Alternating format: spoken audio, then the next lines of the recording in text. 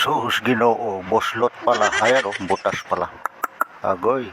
Lulo, RDTV. Ayun. Kaya pala mga apo kahapon. Sus, naplat na kahapon. Pauwi na sana ako kahapon. Galing doon sa aking trabaho. Ay, nako.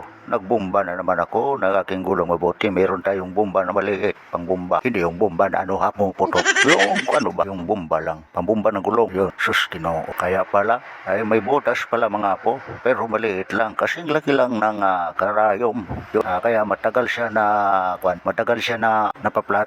Ayan, ayan nga, pinabulkit ko na kanina. Paghatid ko ng aking tatlong bugoy sa eskwelahan, ay yun, dumaan rin ako ng vulcanizing para mabulkit na. Kasi ang hirap, nakakapagod magbomba-bomba. Hinto ka pa dyan sa gitna ng kalsada. Hindi naman gitna ng kalsada. Palok, mabangga tayo. Sa gilid ba ng kalsada, hinto tayo doon. Tapos magbubomba na naman. Biyahe na naman. Ay sus, ganda yung ipabulkit na lang natin. Ay baka kasi masira ang interior. Wala tayong pambiling interior. Ay patay tayo dyan. Ay saan tayo kukuha ng budget? Tayong budget natin ay panggasolina lamang. Ay nako, kaya yan. Mabuti nakahingi ako kanina kay Mrs. ng pang vulcanizing at panggas.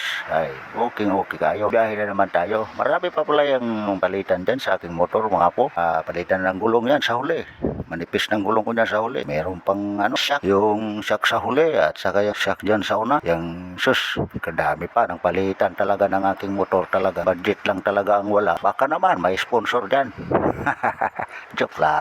Kung meron talaga, bakit di ko naman tanggapin? Tatanggapin natin yan. Kapala na lang ng MOOCs. Ayun, ayan nga, binulkit na ni Kuya yung dati, yung ating gulo. Pinisil-pisil niya pa yan kung matigas ba o hindi o malambot ba.